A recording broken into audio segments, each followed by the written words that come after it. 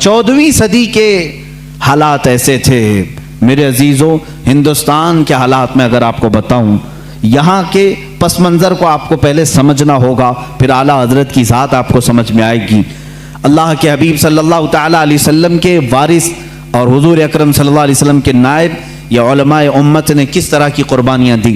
ہندوستان کے حالات ایسے تھے، ایسٹ انڈیا کمپنی کے نام سے انگریز اپنے قدم جما رہے تھے، اور انگریز جب یہاں پر پھیلنا شروع ہوئے، پہلے انہوں نے بنگال کو اپنے قابو میں کیا، پھر اس کے بعد گوا میں، ادھر ادھر علاقوں میں اپنی کمپنی کے نام سے شروع کیا، بمبئی کو قبضے میں لیا. یہ وہ دور تھا جب یہاں پر مغل سلطنت آخری سانسیں لے رہی تھی. بہادر شاہ ظفر جس کے آخری حکمراں رہے ہیں، یہ کمزوری کے ایام تھے، مغل سلطنت کی علالت کا دور تھا، اور انگریزوں نے اس کمزوری کا فائدہ اٹھا کر کے ہندوستان میں اپنے قدم جمائے. جانتے ہیں اس وقت پورے ہند میں، ابھی ہندوستان کی تقسیم نہیں ہوئی تھی، یہ بنگلہ دیش بھی ہندوستان کا حصہ تھا، یہ پاکستان بھی ہندوستان کا حصہ تھا، افغانستان کے بھی کئی علاقے ہندوستان کے حصے میں آتے تھے، بڑا ہند تھا. اس زمانے میں پورے بر صغیر اس کو کہا جاتا ہے، سب کانٹیننٹل ہندوستان کو، بر صغیر، شبہ القارۃ الہندیہ اس کو عربی میں کہتے ہیں، یعنی ایک انٹر کانٹیننٹل کے برابر ہی ہندوستان کو سمجھا جاتا ہے، تھوڑا چھوٹا اس سے. اتنے پورے علاقے میں پورے مسلمانوں کا عقیدہ ایک ہی تھا، وہ اہل سنت و جماعت، یا اگر کچھ تھے تو رافضی اور شیعہ تھے تھوڑے سے، لیکن پورے بر صغیر میں مسلمان صرف اہل سنت و جماعت تھے. انگریز جب یہاں پر ہندوستان میں آئے تو ان کو سب سے زیادہ خطرہ کس سے تھا؟ انہوں نے اپنی کتابوں میں لکھا علماء اسلام سے انہیں خطرہ تھا. علماء اسلام ان کے خلاف کھڑے ہو سکتے تھے، اور ظاہر سی بات ہے اس وقت ابھی ترکی کی خلافت عثمانیہ بھی موجود تھی اور ہندوستان میں مغل سلطنت تھی. مسلمانوں کا دبدبہ ایسا تھا کہ ایک بار اگر بادشاہ اسلام جہاد کا اعلان کر دے تو سارے کفن بردوش سڑکوں پر آ جاتے. ایک اعلان ہو جائے، نوجوان تو نوجوان، بوڑھے بھی راستوں پر آ جاتے اپنی جان اللہ کی بارگاہ میں پیش کرنے کے. ہر زمانے میں ہمارے ہاں دائرہ اسلام میں آپ کو بتاؤں، مرنے سے کبھی کوئی مسلمان خوف نہیں کھاتا تھا. اسی لیے 1947 کی جو آزادی کی جنگ ہے، اس میں آپ دیکھیں گے تاریخ اگرچہ آپ کو بتائی نہیں جاتی، 1 لاکھ سے زیادہ مسلمانوں کی بھی موت اس میں ہوئی، شہادت ہوئی ہے. اور تقریباً 1857 سے اگر میں گناؤں 30,000 صرف علماء اہل سنت ایسے ہیں جن کو درختوں پر پھانسی پر لٹکایا تھا انگریزوں نے. یہ ہماری قربانیاں ہیں، اور انگریز یہ اچھی طرح سے جانتا ہے، جس کو اقبال نے کہا یہ فاقہ کش موت سے ڈرتا نہیں ذرا، روح محمدی اس کے بدن سے نکال دو، عرب کو دے کر کے عجم کے تخیلات، اسلام کو حجاز و یمن سے نکال دو. انگریز یہی سوچتا ہے کہ یہ فاقہ کش موت سے ڈرتا نہیں، اس کے جسم سے روح محمدی نکال دو، عشق مصطفیٰ نکال دو. اس زمانے میں انگریزوں نے جب یہ دیکھا کہ یہاں ان کی یونٹی اور ان کے اتحاد سے ہمارے لیے خطرہ ہے، تو ظاہر سی بات ہے ہر زمانے میں منافقین کو خریدنے کی کوشش کی جاتی رہی ہے، ہر زمانے میں. وہ زمانہ بھی ایسا رہا کہ انگریزوں نے اپنے خلاف بولنے والوں کو کالا پانی کی سزا دی، انڈمان نکوبار بھیجا، پھانسی کی سزائیں دی، لیکن وہی انگریز چند علماء کو خریدتا رہا، چند مولویوں کو خریدا، اور ان کے درمیان، مسلمانوں کے درمیان اختلافات ڈالنے کی کوششیں کی. کیونکہ مشہور ہے، یہ میری اکیلے کی بات نہیں، سارے لوگ جانتے ہیں ڈیوائڈ اینڈ رول کی پالیسی کس کی رہی ہے؟ انگریزوں کی رہی ہے، سب جانتے ہیں.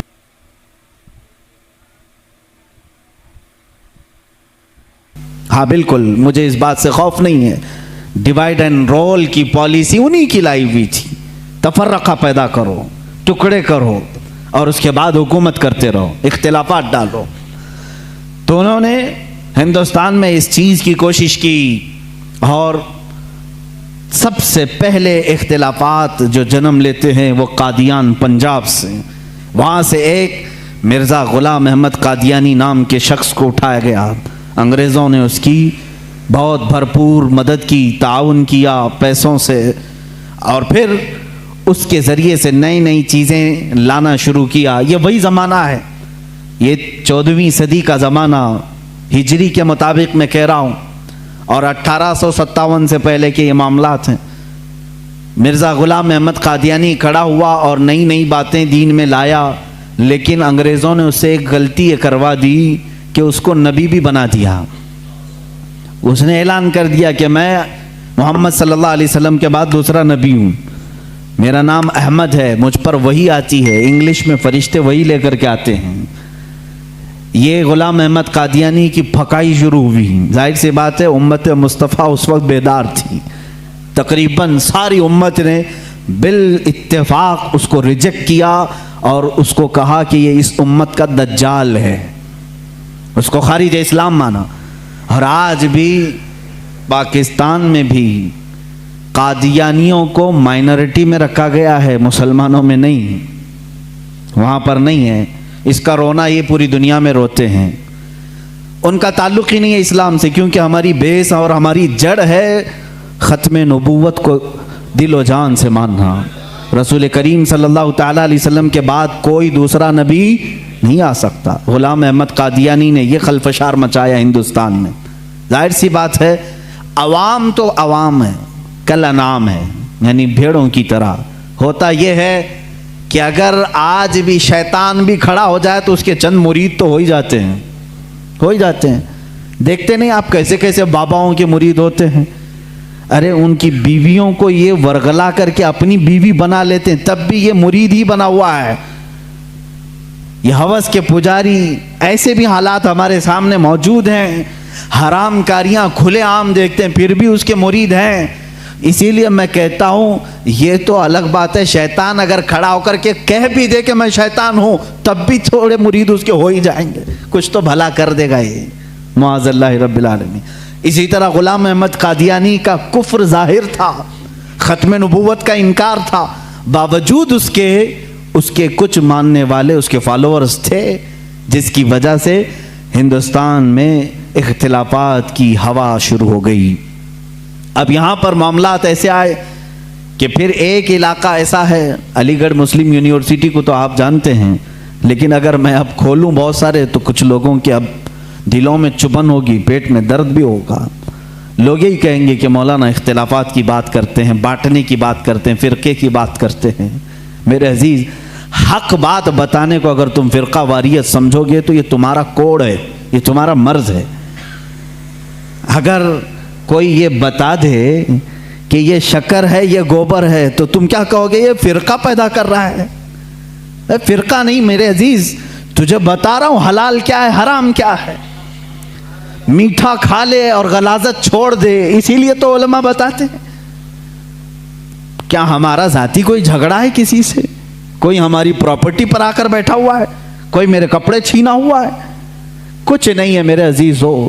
جو باتیں میں عرض کر رہا ہوں اس کو توجہ سے سنیں، اور مجھے کسی کو گالیاں دینے میں کوئی شغف نہیں ہے اور نہ میری زبان ایسی، لیکن جو حقوق اسلام ہے اور دین کے جو حقوق ہیں وہ میں بتا کر رہوں گا۔ ایک طرف غلام احمد قادیانی کی خرافات، دوسری طرف سر سید احمد خان، اس نے ایک نئے فرقے کی بنیاد رکھی، نیچریت۔ یہ کیا تھا؟ یہ بھی انگریزوں کے پاس سے پڑھ کر کے آیا، جو بانی ہے مسلم یونیورسٹی کا۔ ظاہر سی بات ہے وہاں کے ٹیچرز، وہاں کے اساتذہ کو کچھ باتیں بری لگتی ہیں، کچھ باتیں بری لگیں گی، لیکن یہ حقیقت ہے اور تاریخ سے تم منہ موڑ نہیں سکتے۔ سر سید احمد خان واپس آ کر کے قرآن عظیم کی بہت ساری باتوں کا انکار شروع کر چکا تھا۔ اس نے یہ کہنا شروع کیا کہ معجزات کوئی چیز ہی نہیں ہے، قرآن میں کسی معجزے کا ذکر ہی نہیں ہے، ہر چیز کی بدل کر کے تعویل کر دی، کہا فرشتے ہوتے ہی نہیں ہیں، انسان کے اندر جو نیکی کرنے کی طاقت ہے اسی کا نام فرشتہ ہے، شیطان کا کوئی وجود ہی نہیں ہے۔ وہ کہتا ہے کہ برائی کرنے کی جو صفت ہے انسان کے اندر اسی کا نام شیطان ہے۔ قرآن پاک کی پوری تفسیر بدل ڈالی، جنات کا انکار، جنت و دوزخ۔ ارے میاں کس نے دیکھا؟ یہ نیچریت تھی۔ نیچریت کا مطلب ہے نیچر کو ماننے والے ہیں۔ جو دکھ رہا ہے بس اسی کو ماننا ہے، جو نہیں ہے اس کو نہیں ماننا ہے۔ اور اس کے علاوہ حضور اکرم صلی اللہ تعالیٰ علیہ وسلم کے متعلق بھی بہت ساری نئی باتیں اس نے رکھی، قیامت کے دن شفاعت کے متعلق اور دیدار الہی کے متعلق۔ سر سید احمد خان نے لکھا ہے کہ اللہ کا دیدار ہو ہی نہیں سکتا، نہ زندگی میں، نہ موت کے بعد، نہ جنت، نہ دوزخ، ایسی کوئی چیز ہی نہیں۔ میاں ہندو تو عقیدہ رکھتے ہیں نرگ اور سورگ کا، وہ تو بیچارہ ان سے بھی نیچے آ گیا۔ یہ تمام چیزیں نیچریت اس زمانے میں پھیلی۔ اب کچھ مسلمان ادھر بھی فالوورز۔ سر سید احمد خان کوئی نیا پیدا نہیں ہوا تھا، یہ بھی انگریزوں سے پڑھ کر کے متاثر ہو کر کے آیا، انگلینڈ سے یا یورپی کنٹریز سے، اور مسلمان اس کو جو ظاہر سی بات ہے تھوڑا روشن خیال سمجھتے ہیں، ارے یہ بہت ہی ماڈرن ہے، نیا علم لے کر کیا ہیں، اس کے پیچھے چلنے لگے۔ اس نے علم کے نام پر بہت سارے مسلمانوں کا عقیدہ خراب کیا۔ ایک طرف یہ معاملات، قادیانی فتنہ اپنی جگہ پر، نیچری فتنہ اپنی جگہ پر، اور پھر دیوبندی فتنہ ایک اور۔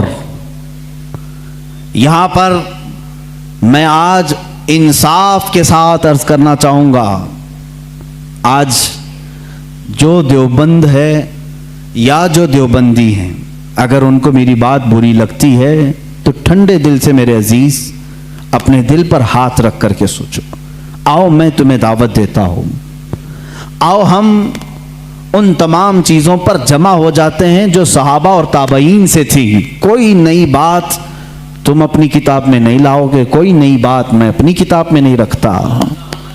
آؤ اتحاد کرو، میں اس اتحاد کا اعلان کرتا ہوں، لیکن جو نئی باتیں آئیں اس کا تم انکار کرو گے، علل اعلان کرو گے، اور یہ بھی کہو گے کہ ہم ان سے دور ہیں۔ ہوا یہ کہ اعلیٰ حضرت رضی اللہ تعالیٰ عنہ کے زمانے سے تھوڑے سے پہلے کی حالات میں بتا رہا ہوں آپ کو۔ دارالعلوم دیوبند کے بعد 4 علماء میں صاف صاف آج عرض کرتا ہوں جن کی کتابوں سے پوری امت میں تنازع پھیل گیا، اختلاف پھیلا۔ لوگ ہم کو اختلاف کا فتویٰ دیتے ہیں، اگر نہ یہ کتابیں آتی نہ یہ کوئی فتوے آتے۔ کتابیں لکھی گئی، کتابوں میں اچھی باتیں تھی، حضور صلی اللہ علیہ وسلم کی سیرت پر بھی کچھ کتابیں لکھی گئی، اللہ کی شان میں لکھی گئی، بہت ساری باتیں اچھی تھیں، لیکن بیچ میں چل کر کچھ عبارتیں ایسی کہ لڑکھڑا گئی، اور وہ اتنی لڑکھڑا گئی کہ عام مسلمان بھی اسے بولنا پسند نہیں کرے گا۔ براہین قاطعہ کتاب کا نام بول رہا ہوں، تقویت الایمان کتاب کا نام ہے، تحذیر الناس کتاب کا نام ہے، حفظ الایمان کتاب کا نام ہے۔ یہ وہ کتابیں جو آج چھپی نہیں ہیں، مارکیٹ میں چھپی ہیں، ابھی بھی موجود ہیں، ابھی بھی موجود ہیں۔ انہی کتابوں کی عبارات کی وجہ سے ہی تو یہ تنازع پھیلا پورے امت میں، اختلافات۔ اہل سنت و جماعت متحدہ متفقہ ایک ہی جماعت تھی بر صغیر میں۔ ان کتابوں کے آنے کے بعد ہوا کیا؟ ایک کتاب میں لکھا گیا اللہ جھوٹ بول سکتا ہے، نئی بات تھی۔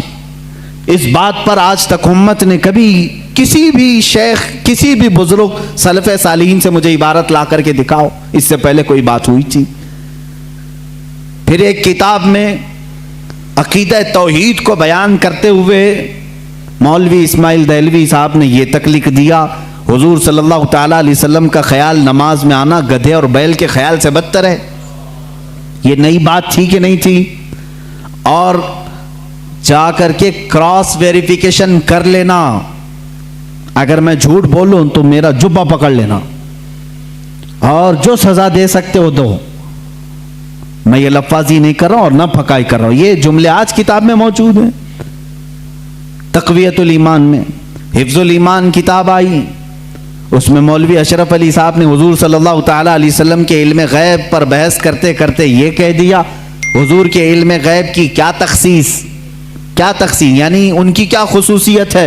اتنا علم غیب تو زید کو، پاگلوں کو، بچوں کو، بلکہ جانوروں کو بھی حاصل ہے۔ شیطان کا علم غیب تو قرآن سے ثابت ہے، انہوں نے کہا۔ شیطان کا علم غیب قرآن سے ثابت ہے، حضور صلی اللہ علیہ وسلم کے علم غیب کی کیا خصوصیت ہے؟ یعنی برابر ہو گئے، شیطان کو جتنا علم ہے اتنا ہی محمد صلی اللہ علیہ وسلم کو ہے۔ میرے عزیزو، کیا یہ باتیں دل پر نہیں لگتی مسلمانوں کے؟ یہ عبارتیں آئی، کتابوں میں لکھی گئی، اور بڑا فتنہ یہاں سے بھی ہوا مولوی قاسم نانوتوی صاحب کی کتاب سے، کہ انہوں نے یہ بھی لکھا کہ بالفرض بعد زمانے نبی کے اگر کوئی دوسرا نبی پیدا ہو گیا تو حضور کے خاتم النبیین ہونے میں کوئی فرق نہیں آئے گا۔ یعنی کوئی دوسرا نبی پیدا ہو سکتا ہے، اگر ہو گیا، اگر مگر کی بات ہی چھوڑو، جب حضور نے 1400 سال پہلے کہہ دیا، فرما دیا کہ میرے بعد کوئی نبی نہیں ہو سکتا تو نہیں ہوگا۔ آپ کتاب میں یہ نئی بات لکھنے کی کیوں ضرورت پیش کی؟ آپ کو کیوں ضرورت پیش آئی کہ اگر اب کے زمانے میں بھی کوئی نبی آئے گا تو حضور کے خاتم النبیین ہونے میں کوئی فرق نہیں آئے گا؟ تو آپ کی اس بات سے پتہ نہیں کتنے محلوں میں کہاں کوئی نبی ہونے کا اعلان کر دے گا۔ عزیزان گرامی وقار، یہ کتابیں پورا کا پورا ہندوستان ایک کھلبلی مچا چکی تھی، کوہرام بپا تھا، تنازعات میں گھر گئے۔ قادیانی اپنے نبی ہونے کا اعلان کر رہا ہے، ادھر ایک نیچری فرقہ ہے علی گڑھ سے جو قرآن کے معجزات کا انکار، حسیات کو صرف ماننے والا، نیچر کو صرف ماننے والا اور مغیبات کو نہیں تسلیم کرنے والا، اور ایک طرف عظمت رسالت صلی اللہ تعالی علیہ وسلم پر، رسول کریم صلی اللہ تعالی علیہ وسلم کے متعلق یہ سارے جملے آ رہے ہیں۔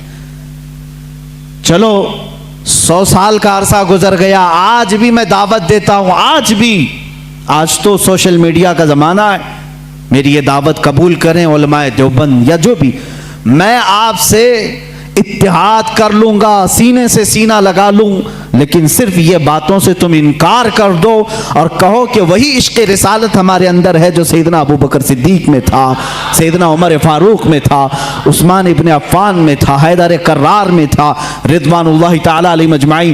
جو مشائخ اہل سنت نے ہمیں محبت رسول اور تعظیم رسول سکھایا ہے اسی پر ہمارا اتفاق ہے۔ آؤ، میں سینے سے سینہ لگانے کو تیار ہوں۔ ہم کون سا اختلاف چاہتے ہیں آپ سے؟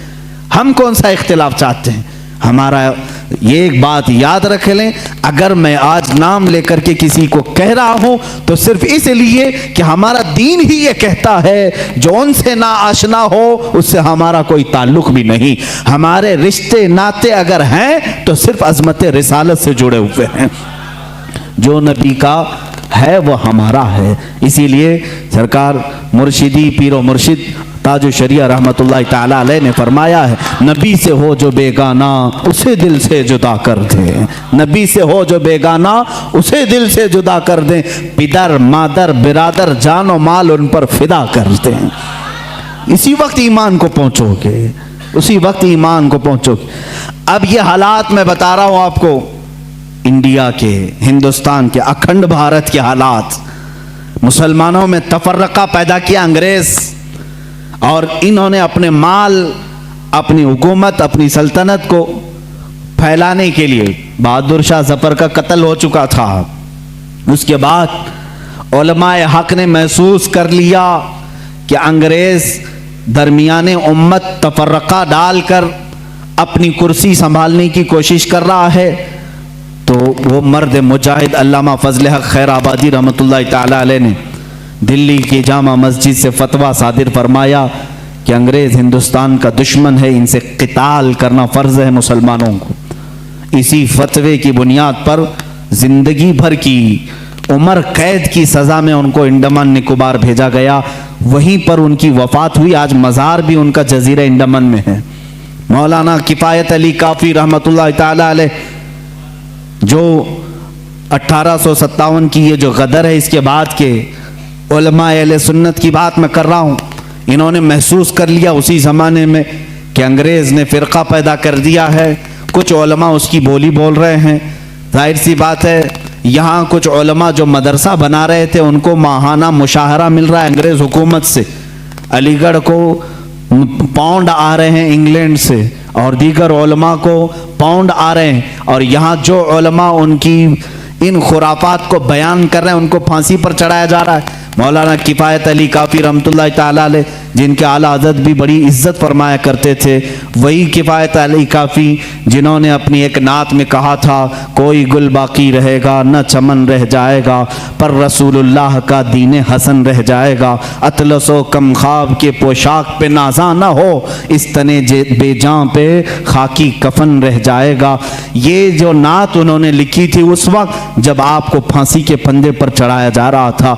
ये मौलाना किफ़ायत अली काफ़ी, फिर मौलाना इनायत अहमद काकोरवी रहमतुल्लाह ताला अलैह, जिनको जेल की सलाखों के पीछे अंग्रेज़ों ने बंद किया, उस एक आलिम रब्बानी ने पत्थर की ठीकरी से दीवारों पर पूरी इल्मुस्सिगा किताब लिख दी थी, जो आज भी आलिम कोर्स की किताब में पढ़ाई जाती हैं।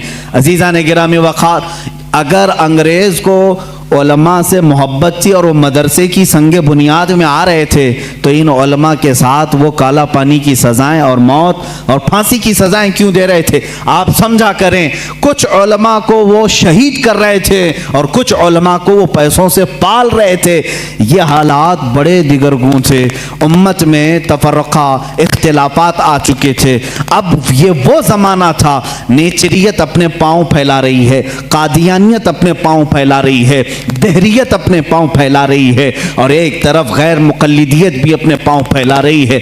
हिंदुस्तान की सरजमीन जो अहले सुन्नत व जमात का कहवारा थी, औलिया का मरकज़ थी, ये ख्वाजा हिंद का हिंदुस्तान था, ये महबूब इलाही की विरासत की ज़मीन थी। यहाँ साबिर कलियरी के मुजाहिदात थे, यहाँ बाबा फरीद के नगमे थे, यहाँ पर औलिया कामिलीन का गुलशन था, ये तमाम सूफिया कामिलीन के परवरदा मुरीदीन का एक अजीम गुलिस्तां था। इस गुलिस्तां को कई अंग्रेज़ों ने अपने पाँव से कुचलना शुरू किया, इसमें ख़ज़ा आने लग गया। इस हसीन गुलदस्ते में, हिंदुस्तान के गुलदस्ते में फूल मुरझाने लगे। नेचरियत का गलबा आया है, वहाबियत का गलबा आया है, कादियानियत का फितना सर उभार रहा है, इल्हाद और बेदीनी का फितना सर उभार रहा है। अब हिंदुस्तान की सरजमीन पर एक ऐसे मर्द कलंदर की ज़रूरत थी जो मूसा का जलाल लेकर फिरौन के मुकाबिल में आए, जो इब्राहीम की सबात कदमी लेकर के नमरूद के सामने आए। अब एक ऐसे मर्द कलंदर की ज़रूरत थी जो सिद्दीक की सदाकत अपने सीने में रखता हो, फारूक आज़म की अदालत अपने सीने में रखता हो, उस्मान इब्न अफ़्फ़ान के हिल्म व बुर्दबारी अपने सीने में रखता हो। हिंदुस्तान को अब ऐसे मर्द कलंदर की ज़रूरत थी जो हैदर कर्रार की शुजाअत भी रखता हो, गौसे आज़म का नायब हो, ख्वाजा हिंद का वारिस हो। अल्लाह रब्बुल इज़्ज़त ने हिंदुस्तान के सुन्नी मुसलमानों पर वो एहसान अजीम फरमाया जब सूफिया के मरकज़ और औलिया कामिलीन की खानकाहें आवाज़ देने लगी, इलाहा अब हिंद का क्या होगा? यहाँ तो अब चादरें नहीं, अब गागरें नहीं, यहाँ औलिया की बारगाह में आने से रोका जा रहा है, वसीले को शिर्क, इस्तिमदाद को कुफ्र कहा जा रहा है, अज़मत रिसालत पर हमले हो रहे हैं, नमाज में रसूल के ख्याल आने को बुरा भला कहा जा रहा है, पीठ पीछे की खबर ना होने की हजूर के बारे में कही जा रही है। इलाहा अब कौन इस दीन का वारिस होगा, जानशीन होगा, मुहाफिज होगा, निगहबान होगा? आवाज आई गैब से। अल्लाह रब्बुल इज़्ज़त ने पूरे हिंदुस्तान के इस साए पर एक ऐसी अजीम सल्तनत को बेदार फरमाया जिस सल्तनत का नाम हम यूं कहते हैं, मुल्क सुखन की शाही तुमको रजा मुसल्लम, मुल्क सुखन की शाही तुमको रजा मुसल्लम। जिस समत आ गए हो सिक्के बिठा दिए हैं, उस अजीम हस्ती को अल्लाह ताला ने जलवा फरमाया जिसको पूरी दुनिया सुन्नियत, आला हजरत, कंजुल करामत, जबलुल इस्तिकामत, दरियाए नेमत, आकाए रहमत, कंजुल करामत, इमाम अहले सुन्नत, इमाम अहमद रजा खां फाजिल बरेलवी के नाम से जानती है।